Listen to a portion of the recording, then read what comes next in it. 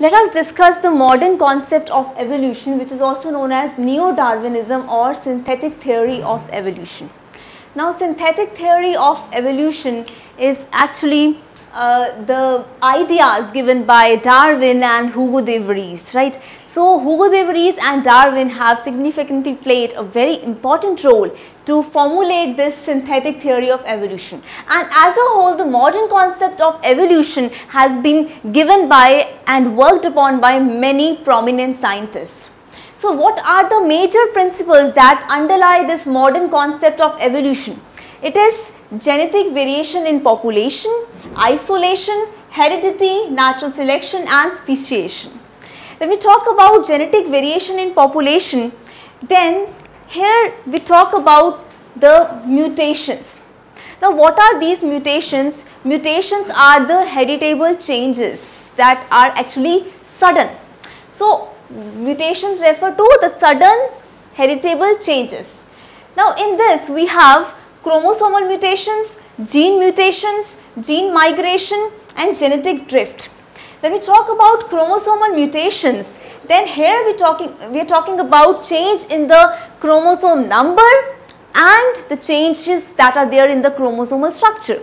So, when we talk about the change in the chromosomal number, we have two types. Okay. So, first of all, we have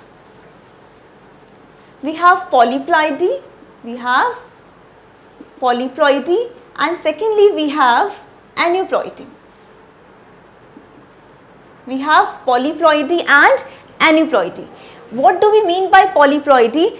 By polyploidy, we mean to say that there is a change, or you can say increase in the chromosome sets.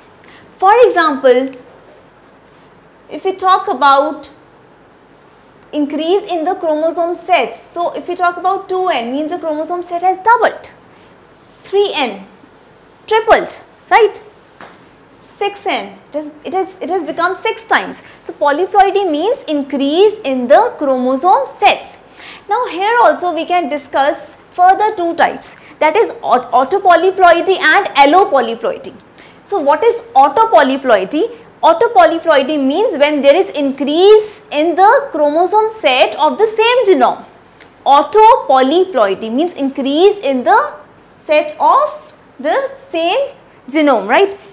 By allopolyploidy, we mean to say when there is increase in the chromosome set by the coming together of the chromosome set from some other genome, that is allopolyploidy. So, we have polyploidy which is of two types we have discussed, that is autopolyploidy and allopolyploidy.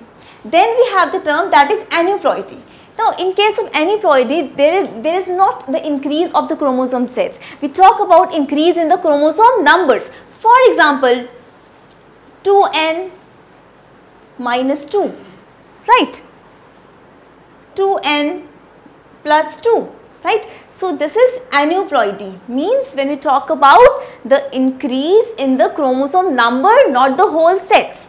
So, this is about chromosomal mutations. What are mutations? Mutations are sudden heritable changes, and these mutations are caused by mutagens. These mutagens can be some radiations, they can be some chemicals that cause these mutations, and in case of these mutations can be result of the chromosomal number, right, when there is increase in the set of the chromosomes, or when there is increase or decrease in the number of chromosomes, right. Now, we move on to gene mutations. So, when there are changes, when there are variations in the genes, then we call them as gene mutations. What do we call them as? We call them as gene mutations. So, when genes are involved, that is gene mutation. So, when there is change in the structure of the gene, when we talk about the changes in the gene, means we are talking about the nucleotides, right? We are talking about the nucleotides. So, there are changes in the nucleotides, remember that.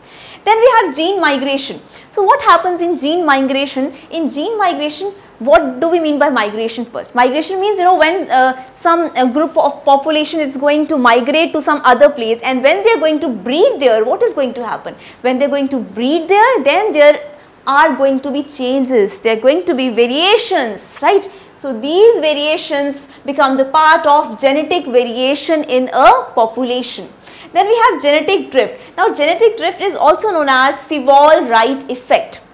What happens in genetic drift? In case of genetic drift, there is a sudden change. Why this sudden change happens? Maybe because of some natural calamity or some migration.